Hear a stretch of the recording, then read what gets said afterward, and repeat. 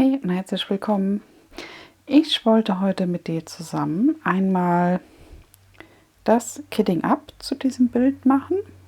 Einfach mal, um zu zeigen, wie ich das jetzt momentan so mache. Ja? Da gibt es kein richtig und falsch. Wenn du andere Döschen hast, eine andere Aufbewahrung, wenn du andere Methoden hast für die Steinchen, direkt aus den Tütchen paintest oder. Das ist alles so super, solange es dir gefällt und du damit klarkommst. Ja, ich dachte, da ich hier von diesem Anker gezeigt habe, wie ich unter anderem oder wie ich eine Möglichkeit habe, um ein Bild vorzubereiten, dachte ich, zeige ich dir auch einmal die Möglichkeit, wie du die Steinchen aufbewahren kannst, weil die Steinchen von diesem Bild sind in solchen Tüten und ja, daraus zu painten finde ich persönlich halt ein wenig unpraktisch, aber wie schon gesagt, wenn du damit klarkommst, dann painte so gerne, da gibt es kein richtig, kein falsch. Ich selbst gehe immer hin und mache mir Kopien von den Legenden. Hier bei dem Bild war ja oder ist eine Stickerlegende mit dabei und die nutze ich auch. Und von der habe ich mir, wie gesagt, die Kopie gemacht. Die Sachen habe ich mir, oder die Sache habe ich mir dreimal kopiert und klebe sie jetzt auch einmal hier in meine Aufbewahrung rein. Das hier ist die Aufbewahrung mit den 56 Slotboxen oder Döschen. Und ja, ich nutze die eigentlich ganz gerne. Ich habe mir hier oben drüber Washi-Tape geklebt, damit ich die Sticker wieder schön abbekomme. Und ja, das wird dann so genutzt. Das Bildchen hat 40 Farben. Deswegen denke ich mal, werde ich mit einer 46er Slotbox gut hinkommen. Ja.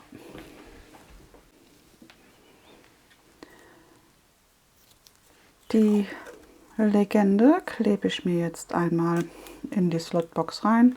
Meistens nehme ich dazu das Washi-Tape, das ich auch genutzt habe für das Bild. Aber das ist kein Muss. Du kannst auch irgendwas anderes nehmen. Das musst du auch nicht machen, wie gesagt. Da hat jeder seine Methode, wie er das gerne handhabt. Und ich habe auch die Sache, dass ich das auch von Bild zu Bild unterschiedlich mache. Also ich habe keine feste Methode.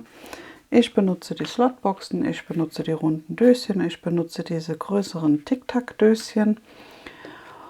Und ja, immer je nachdem, was mir halt bei dem Bild zusagt und ins Auge springt. Das ist immer unterschiedlich bei mir. Ja, ich würde sagen, ich hole dich kurz ein bisschen ran. Dann siehst du das alles besser. Den Stickerbogen wollte ich jetzt schon sagen. Die Legende habe ich jetzt einmal so dran gemacht, dass ich das lesen kann, wenn ich es halt aufschlage. Und so sieht es dann aus, wenn ich den Deckel zumache. Dann sehe ich immer, was drin ist. Wie gesagt, ist ja kein Muss. Ich hätte es jetzt auch anderswo machen können, damit ich das von, so wie ich es aufschlage, auch lesen kann. Aber das ist ja egal. Also das ist jetzt keine Sache, die mich großartig stört. Ja, dann habe ich hier noch ein Trocknertuch liegen. Die dritte Kopie der Legende, die brauche ich nur, wenn bei den Steinchen was übrig bleiben sollte von den Tütchen. Wenn da mehrere Tütchen sind, dann kommen die zusammen mit der Legende in einer Aufbewahrung. So, den Stickerbogen hier schneide ich mir jetzt zurecht. Ich hebe meistens nur das Bildchen auf, vielleicht noch hier die Daten und den Rest mache ich eigentlich weg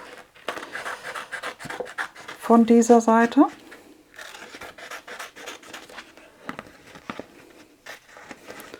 Das schneide ich jetzt nur grob aus. Wenn ich das nachher in mein Journal klebe, mache ich das ein bisschen feiner. Was man auch noch aufheben kann, ist hier der kleine Flieger mit Herz. Den habe ich von meinem letzten Bildchen auch mit nachher ins Tagebuch geklebt. So, und dann gehe ich hin und schneide mir hier einmal die Sticker noch ein bisschen kleiner. Das ist für mich persönlich einfach ein bisschen praktischer. Dann passen die gut auf die Slotboxen drauf und halten. Und dann ist das soweit für mich passend. Jetzt muss ich gerade mal gucken, weil hier ist es durchgestanzt. Muss ich einmal rüberlegen. Wenn ich jetzt nachher mehr Tütchen habe und auch noch ein paar Slots, dann zum Beispiel 2 Slots mit einer Farbe befülle, dann kommt diese laufende Nummer noch mit ins Spiel. Aber das zeige ich dir dann. So, das kommt einmal weg. Und dann hole ich mir hier die Steinchen. Ich gucke gerade mal, wo es startet. Ich möchte jetzt auch nicht so viel zu laut hier kraspeln mit, dass das so unangenehm wird. Ich schneide mir die immer erst auseinander, also in Stückchen, und dann fülle ich die, wo ich mir vorgeschnitten habe, schon mal ab. So. Das sind jetzt die ersten 6 Stück.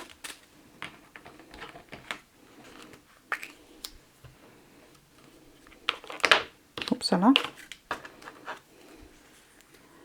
Das ist also, das hier vorne ist die laufende Nummer und da habt ihr den DMC-Code, der ja auch hier mit drauf ist, und den Painting-Symbol. Die laufende Nummer habe ich ja eben gesagt, die habe ich bei mir jetzt abgeschnitten. So. Und dann schneide ich mir das auf. Ich gucke erst, ob es so rausgeht, und wenn das nicht gehen sollte, aber das hier funktioniert jetzt ganz gut, sind nicht statisch. Wenn es statisch sein sollte, werde ich mir das hier auf das Trocknertüchlein kippen. Du kannst auch unter anderem reinhauchen. Ich hatte jetzt ein Kit, da hat das gar nicht funktioniert. Aber ich weiß auch nicht, ob ich mich da ein bisschen blöd anstelle. Aber ich hatte jetzt auch Steinchen. Da hat das super funktioniert. Muss ich wirklich sagen. Das war toll.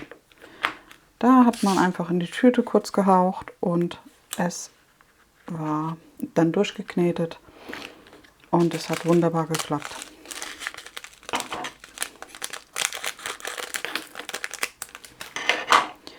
Also da gibt es auch unterschiedliche Methoden. Ich habe auch schon gehört, dass man dann mit Aceton und Wattestäbchen hier durchgehen kann, wenn die Steinchen zu stark kleben, oder auch das Trocknertuch klein schneiden kann. Das habe ich auch öfters gemacht, wenn man es klein schneidet und dann in das Tütchen macht und das durchknetet mit den Steinchen dabei. Das funktioniert auch. Und ja, wie gesagt, da gibt es ganz unterschiedliche Methoden, die man unterschiedlich nutzen kann.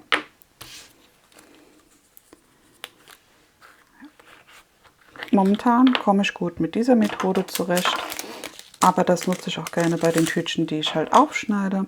Bei den Beutelchen, die ich wieder verschließen kann, nutze ich gerne die Methode, dass ich das Trocknertuch klein mache und mit in den Beutel reingebe. Ja, welche Methode hast du da? Hast du das schon mal ausprobiert? Welche klappt bei dir am besten? Hattest du vielleicht auch schon mal ein Kit, wo du fast am Verzweifeln warst? Also so an sich macht mir dieses Kitting Up nichts aus. Also ich finde das relativ entspannt. Ich mache das ganz gerne. Manchmal gebe ich mir mehr Mühe, manchmal soll es halt schneller gehen, einfach.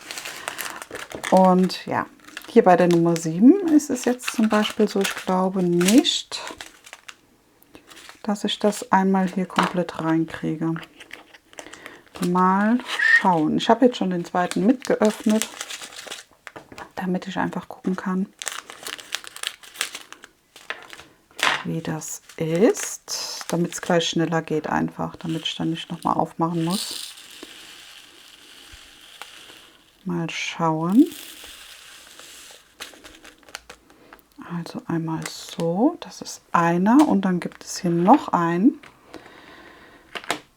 Da ich ja 56 Döschen habe, werde ich diesen hier jetzt auch noch nehmen und dort reinschütten. Ups, das habe ich natürlich nicht aufgemacht. Muss ich kurz gucken. So rum.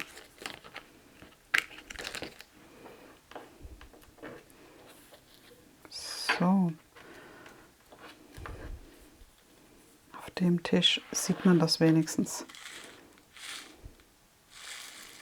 So, hier mache ich noch ein paar dabei. Dann mache ich die zu, damit sie mir nicht wieder abhauen wollen. Und dann schütte ich hier noch die restlichen rein. So, und da ich jetzt weiß, dass das die 7 ist, aber du siehst, es ist nicht sozusagen jetzt in einer Reihe, sondern es ist bei mir die nächste Reihe, gehe ich jetzt einfach hin und hole mir hier die laufende Nummer 7 und klebe mir das auf das letzte drauf.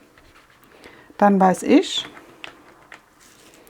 dass die sozusagen zusammengehören und dass hier der nächste Punkt kommt mit neuen Steinchen oder ein neues Symbol sozusagen. Und zwar die 8. Jetzt habe ich natürlich keine mehr vorgeschnitten.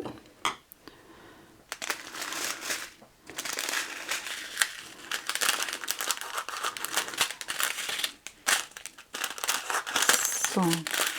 Am besten schneide ich sie gerade alle vor und dann gucken wir mal weiter, dass wir das hier relativ zügig abgekittet bekommen.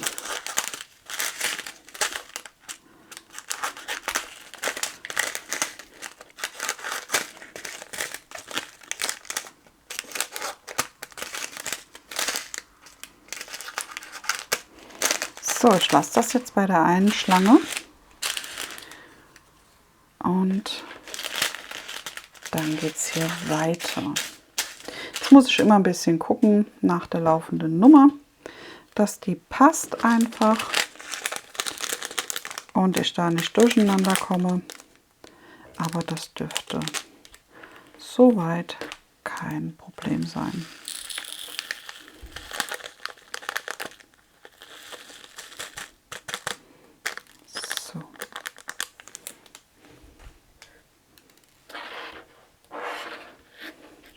Du könntest auch hingehen und anstatt das direkt hier reinzuschütten, kann man auch hingehen, das Ganze erstmal in ein Schiffchen schütten und dann rüber schütten. Wie gesagt, da gibt es ja wirklich unterschiedliche Methoden. Und auch kein richtig oder falsch. So. Und so läuft das bei mir bei den Döschen meistens ab. Das ist immer, finde ich, jetzt recht angenehm. Ich finde auch, die Steinchen lassen sich gut aus der Tüte schütten. Hier siehst du, die Döschen sind schon benutzt, deswegen ist hier immer noch mal so, ja, von den vorherigen Steinchen ein paar Krümel drin, aber jetzt nicht so, dass es für mich jetzt persönlich störend ist.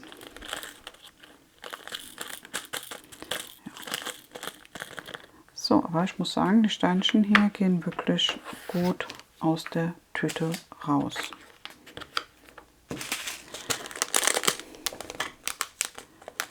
Das ist schon schön. Da macht das Kitting Up mehr Spaß. Ja. So ist es. Ja, was kann ich dir noch Schönes erzählen während des Kitting Ups? Ja, die Woche hier ist ja eine kurze Woche. Donnerstag Feiertag, Christi Himmelfahrt, Vatertag sozusagen. Und freuen sich schon viele drauf. Ich bin am Freitag wieder arbeiten. Wir haben das bei uns ganz gut geklärt. Es sind ja 3 Brückentage sozusagen, jetzt die so eng zusammenliegen. Und ja, da hat jeder von uns dann einen genommen. Und ich bin bei dem letzten sozusagen dran. Aber das, ja, wie gesagt, das hatten wir so besprochen. Und das passt auch so. Na, der will nicht raus.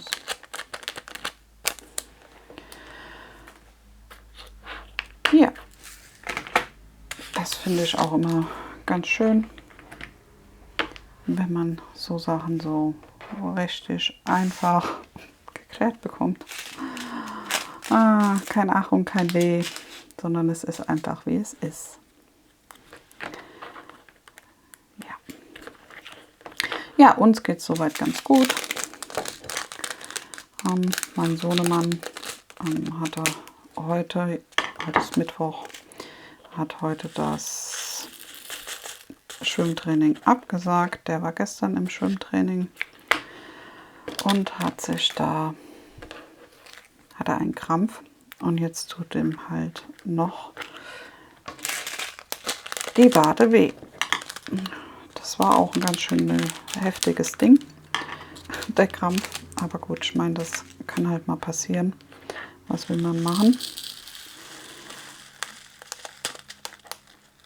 Das kommt eben mal vor, aber ich finde, er muss jetzt auch nicht unbedingt dann gleich wieder ins nächste Training stürzen. Wenn er mir sagt, er hat da noch Schmerzen, dann finde ich, kann er auch ruhig mal eine Runde aussetzen, damit man einfach guckt, ob es noch ob es weggeht halt oder richtig weggeht. Wobei der Krampf, der wird wahrscheinlich ein bisschen dauern, weil er hat da auch einen kleinen blauen Fleck gekriegt.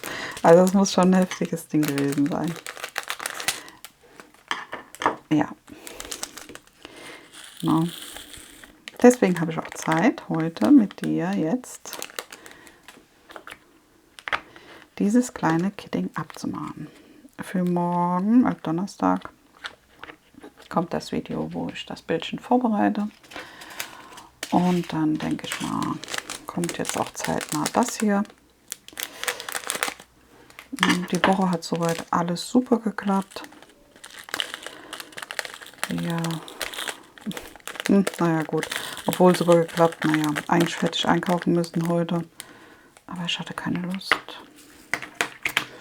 Kennst du das? Ich hatte absolut keine Lust, einkaufen zu gehen. Ich kam jetzt gerade von der Arbeit und bin auch an den Supermärkten vorbeigefahren. Ja, und die waren voll. Und da habe ich mir dann gesagt, oh, eigentlich, es ist zwar Feiertag und viele werden vielleicht auch grillen, könnte ich mir jetzt vorstellen, aber wir nicht. Ich hab gesagt, dass ich am Donnerstag dann ganz knallhart eine Suppe mache. Dafür habe ich alles daheim. Und dann gibt es Suppe. Ich bin nur am Überlegen, ob wir Kartoffelsuppe machen oder Linsensuppe. Jetzt, ja, seid nicht böse oder sei du nicht böse, denn ja, normalerweise ist es Feiertag. Ja, man kann schon vielleicht ein bisschen besser kochen. Aber nee, ich habe keine Lust, mich ins Getümmel zu stürzen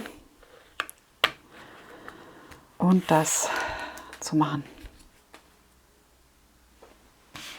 Nee, heute nicht. Heute nicht mehr. Ich meine, es ist ja dann trotzdem noch der Freitag dann da. Den muss ich dann wahrscheinlich den Tod sterben, dass ich da einkaufen gehe. Aber jetzt erstmal heute nicht mehr. Man wird auch von einem Tag mit einer normalen Suppe nicht sterben. So. Ja, bei uns war das früher so, also an Sonn- und Feiertagen, das war wirklich bei uns so, da haben wir halt wirklich besser gekocht, also in Anführungsstrichen jetzt besser gekocht, ja. Also da gab es dann auch mal einen Braten zum Beispiel und ja, das war halt bei uns früher nicht so gang und gäbe, sondern ja, eher die Ausnahme. Ja. Aber wie gesagt, es gibt Suppe. Mal schauen. Obwohl die Kinder mögen die Suppe eigentlich. Also da werde ich keine Probleme kriegen und mein Mann genauso. Das denke ich mal. Das passt schon. Da wird keiner meckern. Weil das halt auch Suppen sind, die die Kinder und ich und mein Mann gerne essen. Und ich finde so eine schöne Kartoffelsuppe ist doch auch mal ganz gut.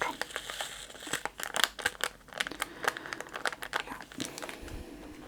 Wo ich mich ja mega freue, ist mein Hochbeet.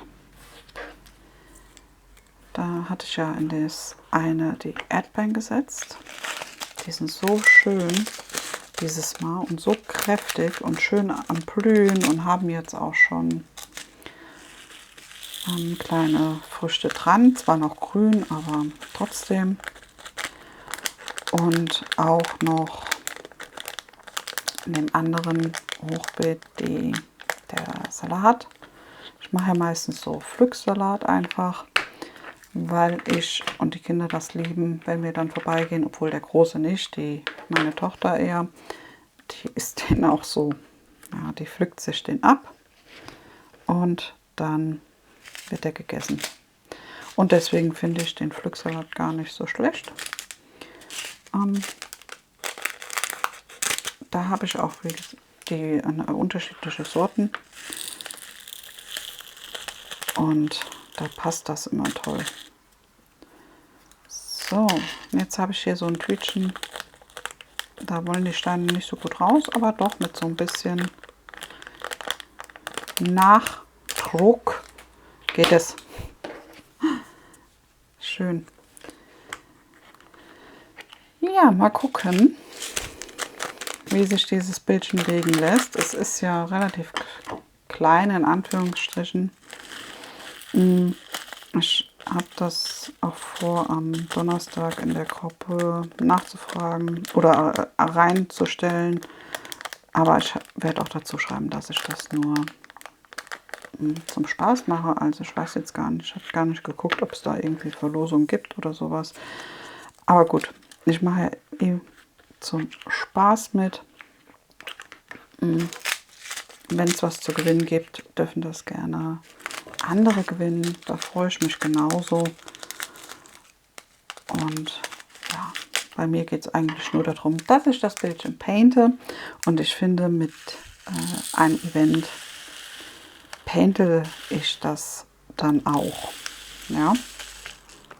Nicht mit Druck, also verstehe das nicht falsch.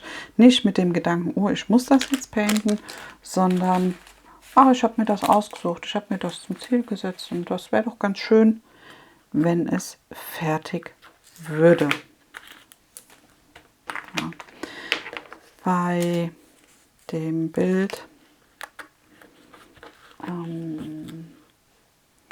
wo ich ja für Fotokralle und Co. gestartet habe, ich weiß nicht, ob du meinen Stand der Dinge schaust, da hast du vielleicht dann mitgekriegt, falls du es gesehen hast, das habe ich halt nicht fertig bekommen und das ist auch nicht schlimm.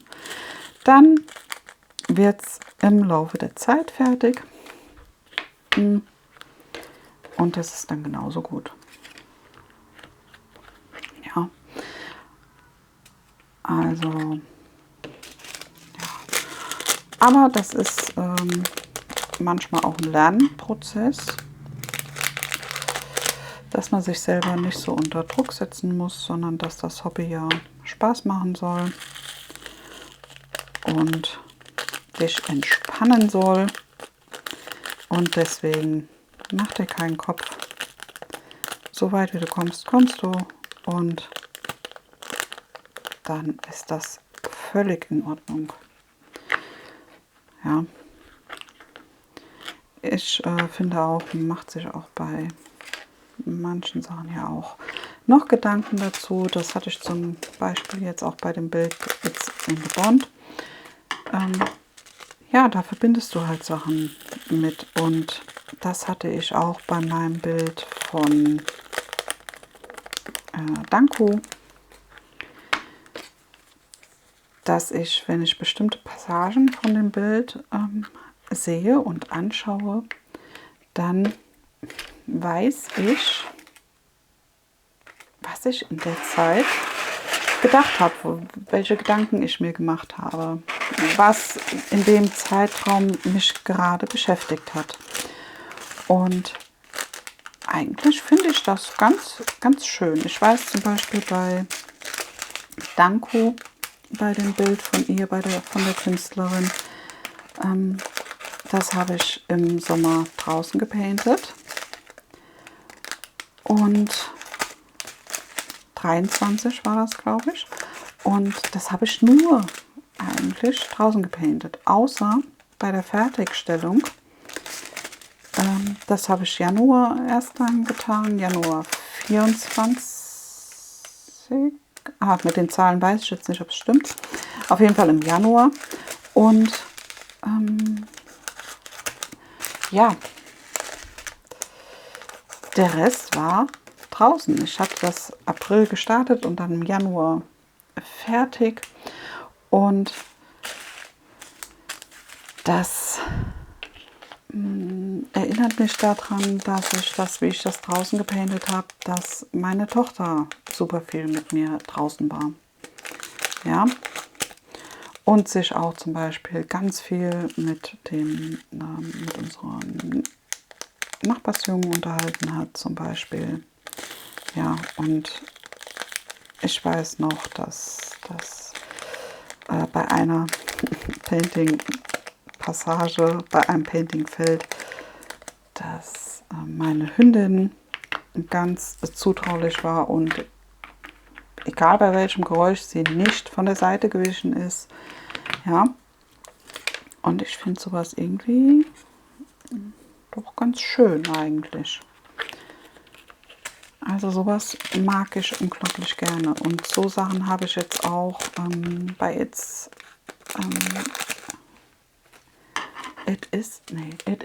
a Bond. Jetzt weiß ich gerade nicht, wie ich es richtig ausspreche, Entschuldigung. Ja, und da weiß ich zum Beispiel, ich hatte ja erzählt, dass ich auch lese. Und bei der einen Passage hat meine Tochter die Bücher entdeckt, die ich habe.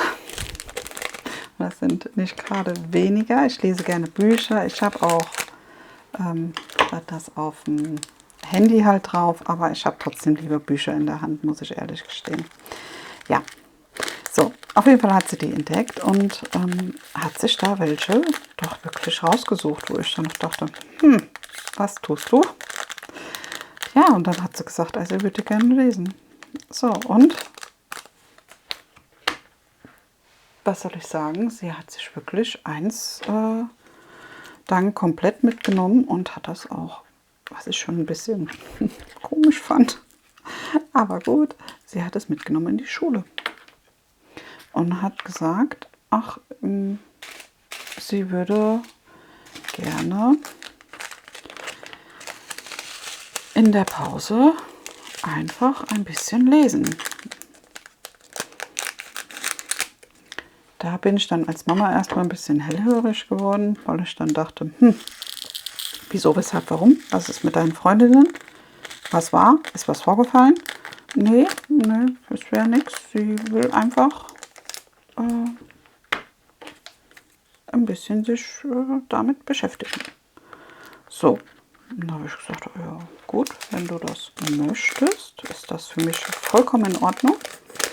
Ja, ich meine, sie liest ja viel Manga, ja, aber so ein richtiges Buch ist ja dann nochmal, ja, ich weiß nicht, ich will nicht sagen, einen Ticken anders, obwohl es ist halt, ja, ne, ich bin auch vom Manga zum Buch gekommen, fertig.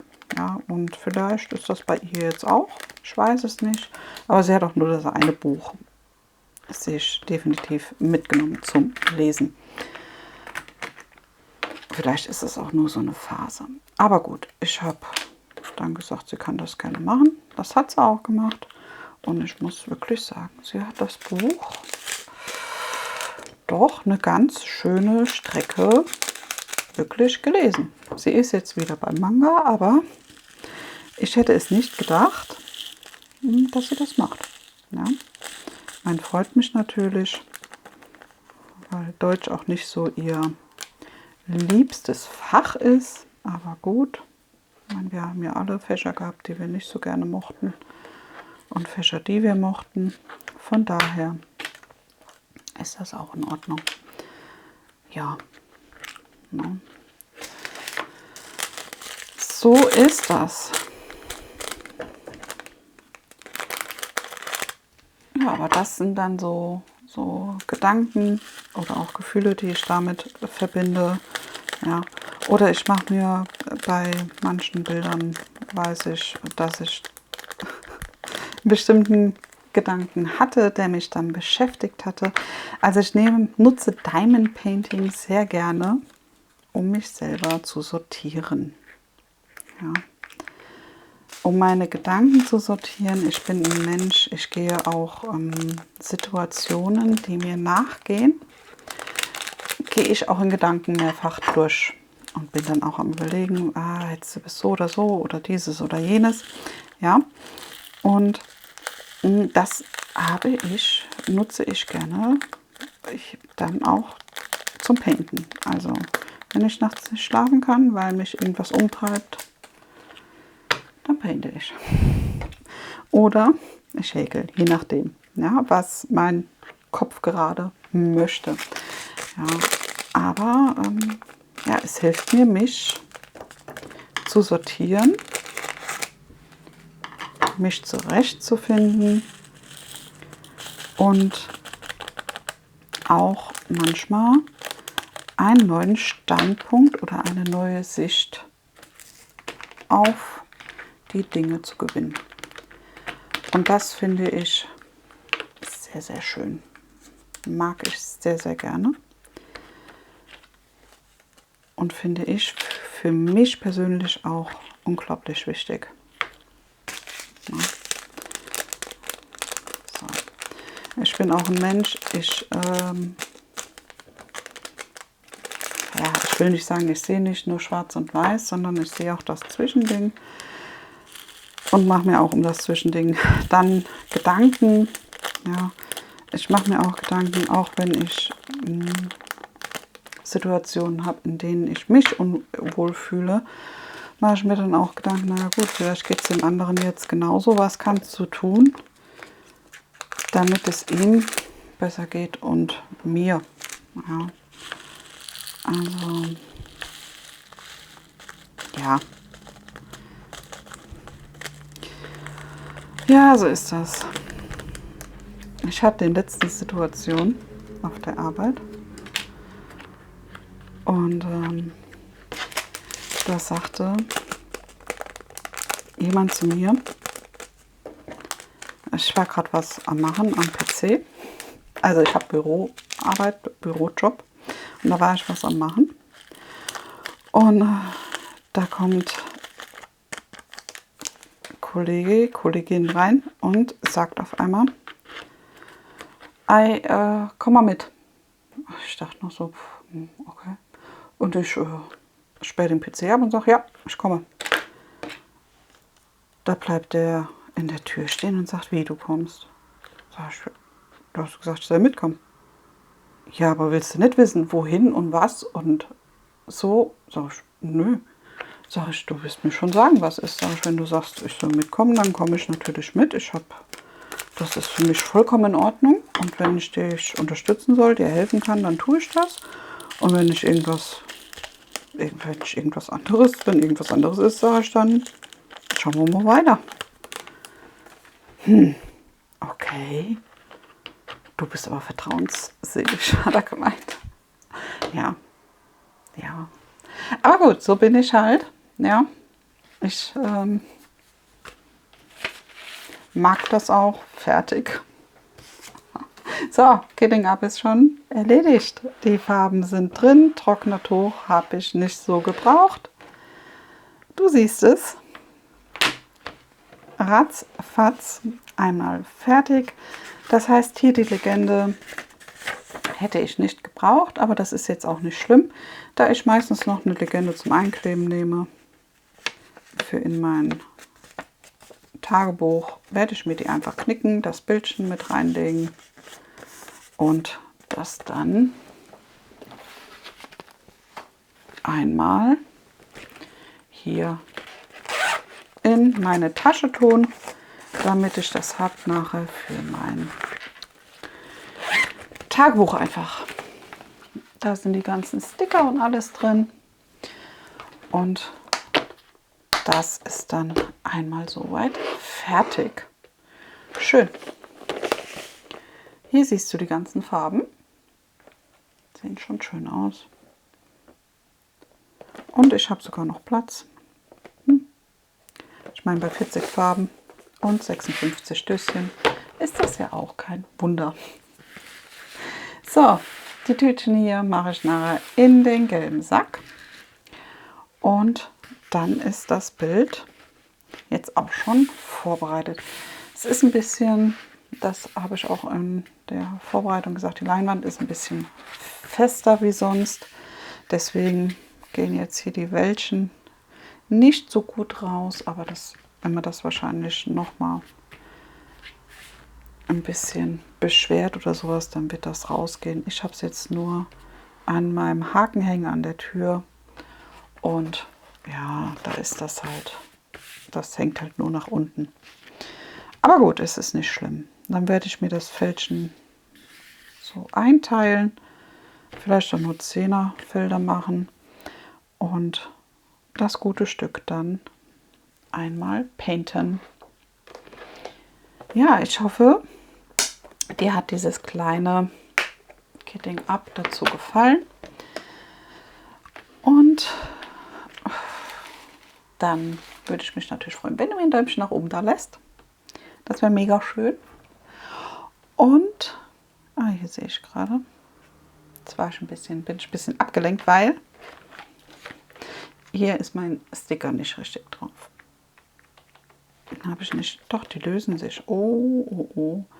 Dann gehe ich dahin, wenn ich das merke, also wenn das jetzt weiterhin passiert, da gehe ich dahin und mache nochmal so einen Streifen Tesafilm einfach drüber, damit die schön kleben bleiben. Weil das ist eine Sache, die ich persönlich nicht gerne mag, wenn sich die Sticker zu stark lösen. Wenn die sich nur auf einer Seite immer so hochwellen, ist das für mich gar kein Thema.